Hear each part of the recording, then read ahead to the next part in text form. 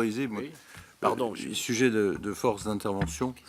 Bon, vous avez pris toute une série de décisions, mais ce qui ressort de l'analyse de ce qui s'est passé en 2015, à partir du mois de janvier jusqu'au mois de novembre, et différentes choses qui sont passées, y compris le Thalys,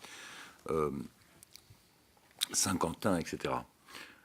Et ce qui est ressorti de nos travaux. Et c'est là-dessus que je crois qu'on aimerait voir votre doctrine aujourd'hui. D'abord, le système de commandement.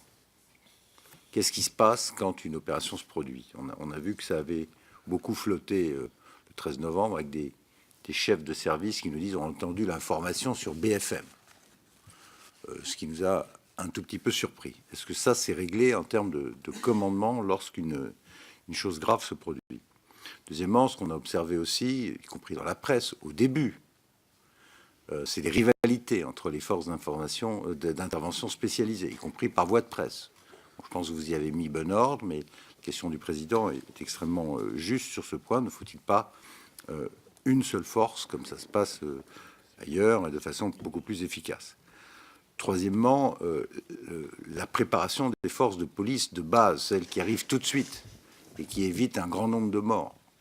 Qu'est-ce que vous prévoyez de faire pour que c'est, en dehors du héros qui est intervenu au Bataclan et qui a d'ailleurs changé la donne en tirant tout seul avec une arme de poing à 45 mètres, qu'est-ce qui est fait pour former la police de base? Ou est-ce qu'il faut pas créer une sorte de super bac avec des moyens qui soient efficaces lors d'une intervention violente, de façon à éviter un grand nombre de morts tout de suite? Les premières minutes sont fondamentales pour éviter un massacre.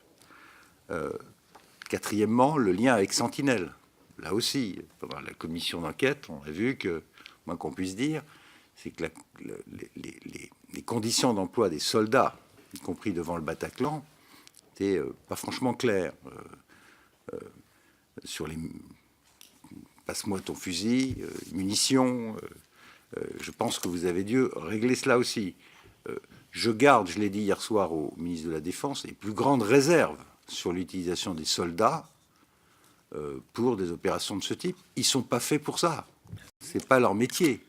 Et donc, au-delà de la période à court terme où il faut rassurer, prendre des mesures de sûreté immédiate, à terme, ça n'est pas jouable d'utiliser des soldats pour surveiller les aéroports ou monter la garde dans des rues, des barques.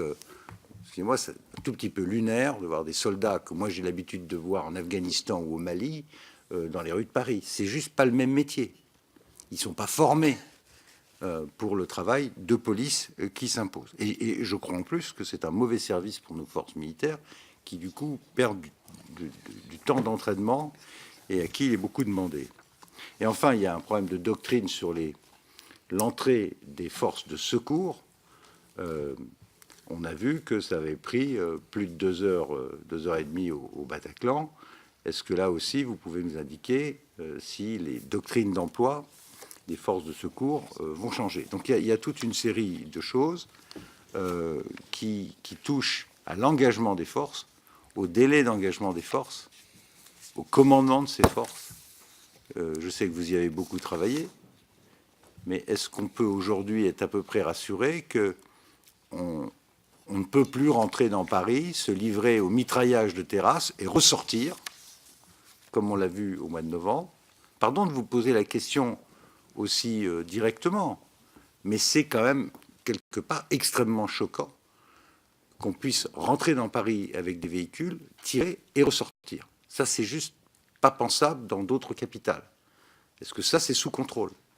Et est-ce que, lorsqu'on prend en otage un bâtiment public où il y a beaucoup de gens, on sait, cette fois-ci, réagir autrement? Encore une fois, le but de cette intervention, ce n'est pas du tout un réquisitoire. Il est normal qu'un pays en paix, une démocratie en paix, confrontée à des événements pareils, prenne un certain temps d'adaptation. Il y a des choses qu'il faut apprendre ou réapprendre.